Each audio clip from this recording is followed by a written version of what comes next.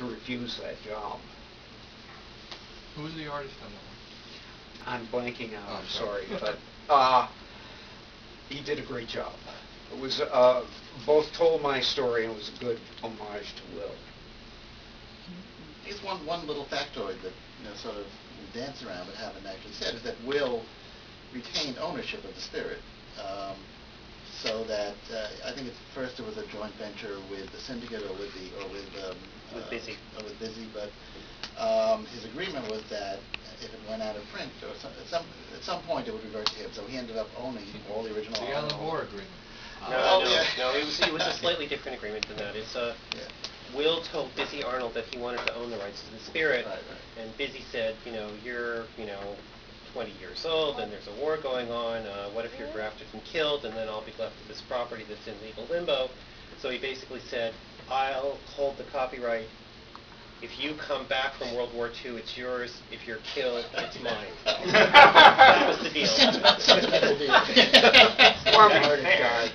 Well, do you... Does he have any friends in Germany? It's funny. I'm sure that was fine with Will. When he wasn't married then, or did he care? Well, no, it's just one of my... No reason to survive. No, when Will was a practical guy, I'm sure the logic of it was compelling, Fortunately, he was assigned to the Pentagon, so... So other things, Will was one of the first, maybe the first, even the syndicated guys, they didn't fully own their rights, did they? Well, it depended. Yeah. If you originated the strip, and especially if you could persuade the syndicate that only you could do it, then you could get your rights. Al Cap got his rights as Little Abner eventually. Well, you know more about this than I do. Jeez. Well, basically, the syndicate tried to own rights. Occasionally, they'd succeed. Other times they wouldn't. It's a matter of negotiation with the artist. Right. These days, there are so many rights to existing comic strips that are owned by estates or agents or whomever. People, there was a period when people bought these rights for tax shelters. Oh. That's interesting. Wow. The Treasury finally cut that off, but it was a good business if somebody needed money in a hurry. You'd sell your strip with your rights in it. Take the money, and the people who were buying these were really not interested in making money out of the strip. They were interested in taking a tax loss. Oh my God. It was true in movies, it was true in books, records, everything. Prints. Okay. We have that attitude of the syndicates to thank for the existence of Steve Canyon, when they wouldn't give Kenneth the rights to Terry and the Pirates. He created Steve Canyon so that he would own his property. Something like Pogo, which was the Post-Hall Syndicate, Kelly owned that because he had created it before he brought it to the syndicate, right? Yeah. And Walt Kelly was a great individualist in any case. He wouldn't have wanted anybody to continue it. Is that still the situation? I mean, people like Gary Trudeau, do they own their... I suspect Trudeau does because he started doing it for the Yale Daily News. Oh, right.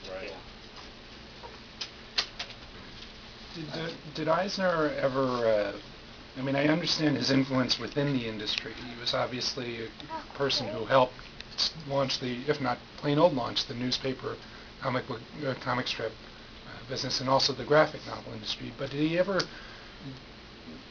break out into the broader audience in the way that, for instance, a Batman or a Spider-Man or these sorts of people that sort of left a deep impression on the American psyche? Did his characters, you think, do that? And if so, why? He hasn't been awfully lucky with... No movie, no radio, no TV. Well, Sheena had a movie, and The Spirit, I've heard, had a movie. Actually, I remember seeing a made-for-TV Spirit. Oh, there's a There was a made-for-TV Spirit. Yeah, it's a 90-minute. Yeah. Well, in terms of audience, though, his arguably, what do you think the combined circulation of that Spirit and comic insert at its height? Oh, 5 million. Yeah, so he was reaching an incredibly wide audience. I'll tell you a Dennis Kitchen story, okay? me if you've heard this. Will and Dennis were at the Playboy Mansion when it was still outside of Chicago, and they're meeting with Hugh Hefner, who is like a failed wannabe cartoonist. And Hefner's telling Will, "Oh, I love The Spirit so much, and I've read it every week." And Will chuckled the way he chuckled and said, "Oh, that's very nice. You have to say that." And Hef said, "No, wait a minute." He went upstairs, came back down with a bunch of tattered Spirit sections from the Detroit newspaper, said, "These were mine. I really did read it. I got it every week." He loved Will's girls' problems. Don't we all? That's like when I interviewed Pfeiffer, I brought my copy of the Great Comic Book Heroes when I was 12, and it's all tattered and torn. And his inscription was, "I had a new copy already, for Christ's sake."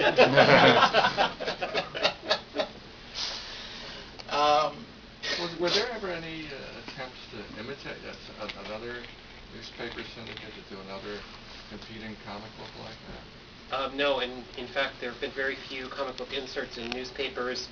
There was briefly a Batman one and some other ones, but it's not been a form that was imitated that much.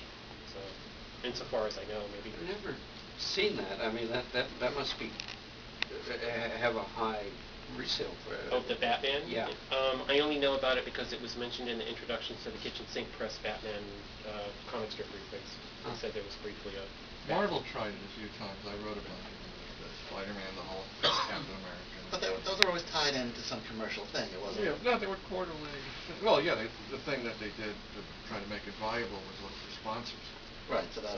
And even a few years ago, Marvel had was reprinting Spider-Man in the New York Post on Sunday. Oh, Right. The Lee Ditko stuff, which was a great way to get all those comics for about 50 cents each.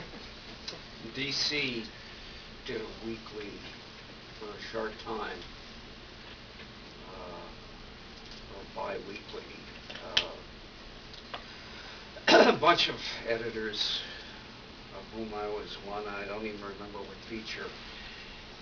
But when it was first proposed, I thought, well, they're talking about 12 pages for 50 cents.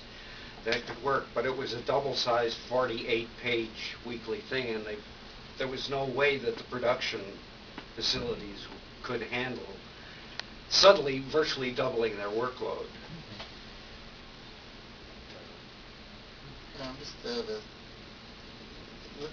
get back to questions. I just want to sort of, we had alluded to a little before that when Will came back in not from the war, but in the 70s to do Contract with God, his work became very personal and very much about his Jewish background and just Jewish issues in general. What was his thinking there, Ken? Yeah, did you talk to Will when he was doing Contract and trying to Yes. sell it? Oh, please tell us everything you remember. I want Well, to know. I think he felt he wanted to assert his background. He was very proud of it. He was not an assimilationist in any sense of the word. Referred to that as the Uncle Sam thing. But he felt very strongly about it. It was a lifelong obsession, should we say.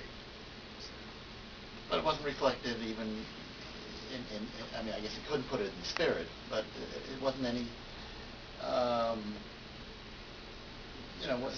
why do you think, when you say it was an obsession, I mean, why do you think it became that? Because of the Holocaust or because of his upbringing? I really don't know because I didn't know his family. Yeah. Carl, he's still No, they had to go to an event. Did you know his brother? No, I didn't know. Oh. No member of his family. I met Anne and wife, but that was her a long time ago. Chris, what's your understanding of why he made that? Not like he just, I mean, he didn't write one or two stories about Jews and his background. It became his topic. But He may have had relatives in the Holocaust, for all I know. Chris I has don't done a know. lot more, yeah. I never talked to Will about why he did that, but I did just read an obituary of Horton Foote in the Times, and he was talking to I forget, one of his acting teachers who said, have you ever thought about writing? And he said, what would I write? And they said, what everybody tells them, write what you know. I think